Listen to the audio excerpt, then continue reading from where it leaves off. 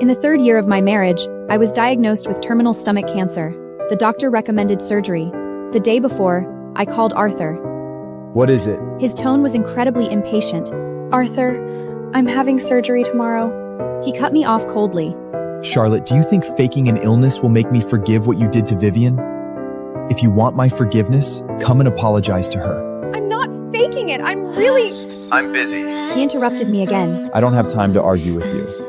If you're really sick, let me know when you're dead So I can collect your body. He hung up. I closed my eyes and put down my phone. A week earlier, when I was first diagnosed, I went to find him. He and Vivian were getting ready to go rowing. I wanted to leave, but Vivian grabbed me and pulled me onto the boat.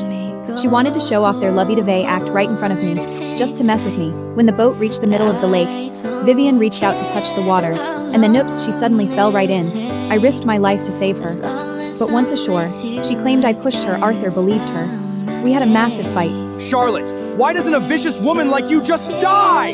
He didn't know I was actually dying, just as Arthur wished. I died on the operating table. After I died, Julian collected my body. We came from the same orphanage. He was my best friend. Furious at Arthur's indifference, Julian didn't tell him about my death. He took my ashes back to the orphanage and buried me on the back hill. Dandelions covered the slopes, beautiful when the wind blew. After death, my soul didn't dissipate. I was trapped by Arthur's side, confined within 5 meters of him. In the month since my death, Vivian had caught a cold. Arthur visited her every day, cooked for her, cared for her with devotion. He reminded her to put on more clothes when it got cold. He made her hangover soup when she got drunk. He handed her tissues when she cried over a sad movie. His voice was so gentle it practically melted. I remembered doing all these things for him. He took everything he learned from me and used it all on another woman. When they were together, Vivian would occasionally mention me. Arthur, has Charlotte not contacted you? Maybe you shouldn't be mad at her. I know the truth. You don't need to make excuses for her. That night, Arthur worked overtime and came home late. He didn't go to the bedroom. He entered the study instead. Since I died, he seemed to have become busy, working overtime late into the night every day, not giving himself a moment to breathe. After finishing his work, he went to the balcony. The moonlight was bright. He lit a cigarette and leaned against the railing. His face showed no expression, but I detected his irritability. In the month since I died, he seemed to be in a bad mood all along. Was it because I hadn't come back to apologize? His phone rang. He took it out almost immediately. A few specks of starlight lit up in his dark eyes, but seeing the caller ID, the emotion returned to calmness. The call was from Vivian. It's so late. 你哋瞓吧。 His voice was very gentle. Arthur, tomorrow is my surday. You should call Charlotte to come. I don't blame her for what happened. I'll clear what's up with her. Arthur agreed. After the call, he dialed my number impatiently. No one answered. He called several times. Then he dialed Julian's number. Tell Charlotte to come back and apologize, or she can never come back again. Julian's voice was cold. Charlotte is already dead. If you want her apology, tell that manipulative bitch to go to hell to hear it. Who did you say died? Arthur froze. I said Charlotte is already dead. She was buried a month ago. She will never appear in front of you and Vivian again. Arthur's eyes went blank and panicked, but soon he sneered. Charlotte told you to say this, didn't she? Faking illness didn't work, so she's faking death this time? You tell her, if she doesn't show up tomorrow, she never has to come back. Julian's voice rose. Who told you she's faking it? Charlotte is really dead. She's been buried.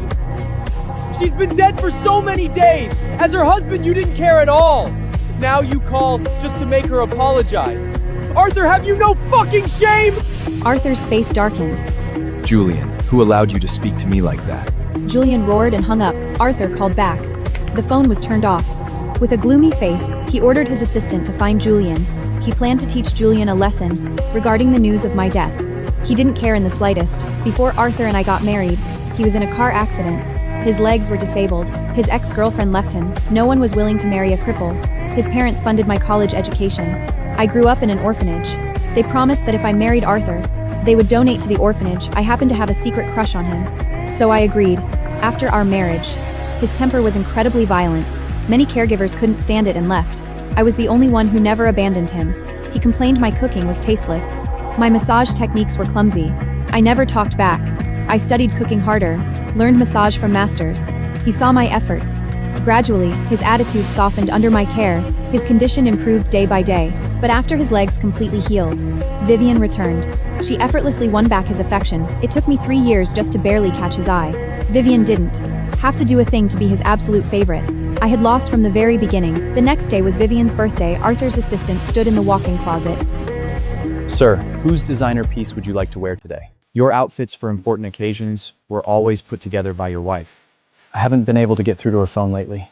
Arthur's face darkened. What, I pay you a 6-figure salary, and without Charlotte, you can't do anything? The assistant quickly picks his suits. This was the suit your wife picked out for you last month. And this tie is a new arrival. Your wife bought it for you. Enough! Arthur snapped. Get out. Floating in the air, I watched him lose his temper over me. He stood there for a long time, lost in thought. At the door, the butler was waiting. Sir, the essential oils your wife blended for you have run out. Should we make more according to the recipe she left behind? Arthur's face was stern. Order a different cologne. I don't want to hear anything more about Charlotte. Ever again. After breakfast, Arthur went to the company. He worked overtime into the night. At 7, Vivian called.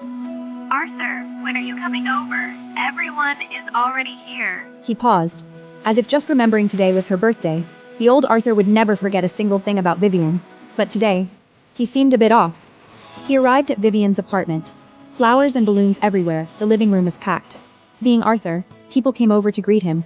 Vivian glanced around him. Arthur, why didn't Charlotte come? She's busy. Couldn't make it. He pulled out the birthday gift. An exquisite jewelry set. Vivian's face lit up. Arthur, you're so good to me. She stood on her tiptoes and kissed his cheek. The crowd cheered. Many of her friends didn't know Arthur was married. They assumed the two were dating. Arthur froze for a second. His lips pressed into a tight line. Sensing his displeasure, Vivian looked downcast. It's just a standard greeting. I didn't mean to offend you. A standard greeting. Then why didn't she kiss everyone else? Vivian toyed with the necklace.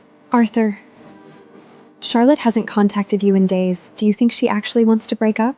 Arthur's eyes darkened. Impossible. She can't live without me. Even now, he still didn't believe I was dead. He was still waiting for me to come crawling back and apologize. I suddenly found myself curious about how he would react when he finally learned. What's next? Watch on.